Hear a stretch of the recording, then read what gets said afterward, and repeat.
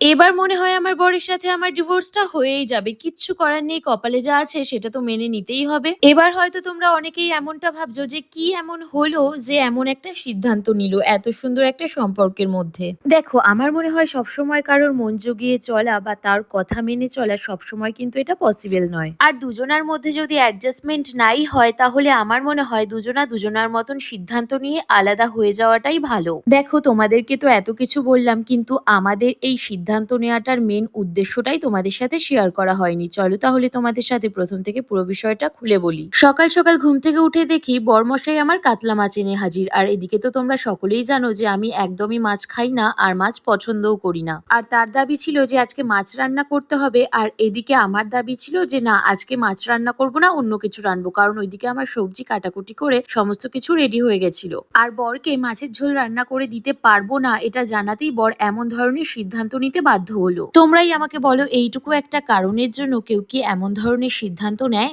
আর হ্যাঁ, আমার বর আমাকে এটাও জানালো যে সে নাকি আবার একটা বিয়ে করবে, আর তার নাকি সেই নতুন বউ এসে তাকে মাছের ঝোল রান্না করে খাওয়াবে। আর আমিও তার কথায় এগ্রি করলাম আর বললাম কোনো ব্যাপার না, তুমি আমাকে ডিভোর্স দিয়ে দাও আর তোমাকে মাছের ঝোল রান্না করবে এমন একটা মেয়েকে বিয়ে করে আনো। তবে সতীনের সাথে ঘর করার কপাল আমার আর হলো না। দুপুরে মাছের ঝোলটা নাকি এতটাই টেস্টি হয়েছিল যে সেটা দিয়ে ভাত খাওয়ার পর আমার বর টোটালি সিদ্ধান্ত চেঞ্জ করতে বাধ্য হলো। যাই হোক, এইবারের মতন আমার হাতের রান্না আমাকে বাঁচিয়ে নিল।